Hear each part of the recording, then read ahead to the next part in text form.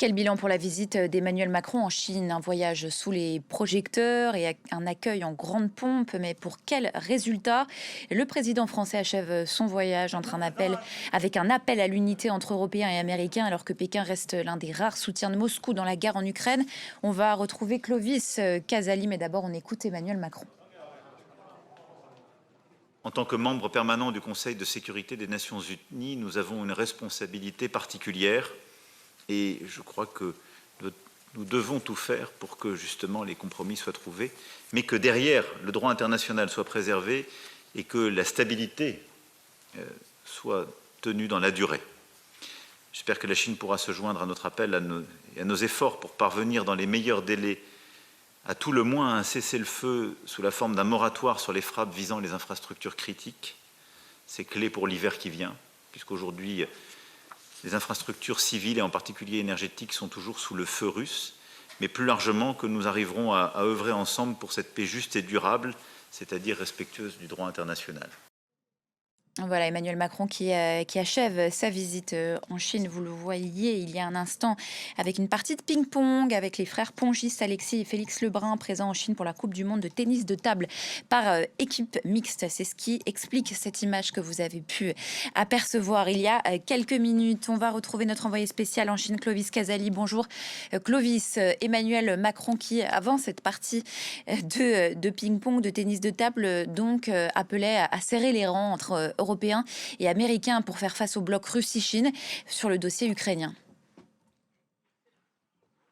Après un question-réponse ici à l'université du Sichuan à Chengdu, Emmanuel Macron nous a accordé quelques minutes aux journalistes présents dans la délégation pour répondre à nos questions. Je lui ai posé une question très claire. Avez-vous eu des engagements de la part du président chinois Xi Jinping concernant une possible médiation vis-à-vis bien sûr de Vladimir Poutine?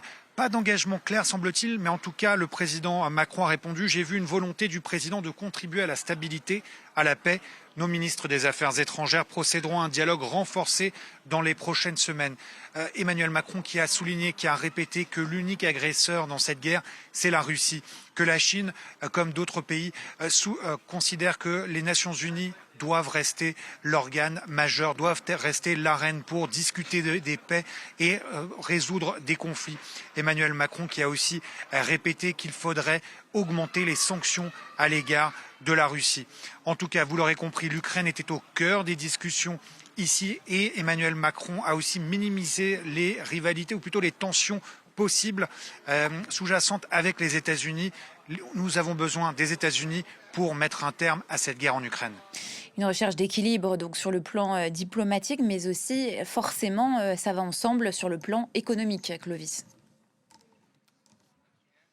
Un autre point majeur dans cette visite du président Emmanuel Macron, c'était ce fameux rééquilibrage économique. Le président de la République souhaiterait que la Chine investisse davantage en France pour créer des usines, des emplois, de la croissance et en même temps que les Français ne soient pas simplement des consommateurs de produits chinois, mais aussi des partenaires et un pays qui puisse exporter en Chine.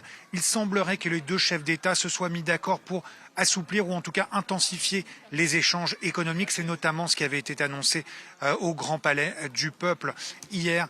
En tout cas, l'économie au cœur aussi, en même temps que l'Ukraine, de cette visite avec la signature de nombreux contrats, notamment dans les domaines de l'aéronautique, du cognac et de l'agroalimentaire. Clovis Casali, envoyé spécial de France 24.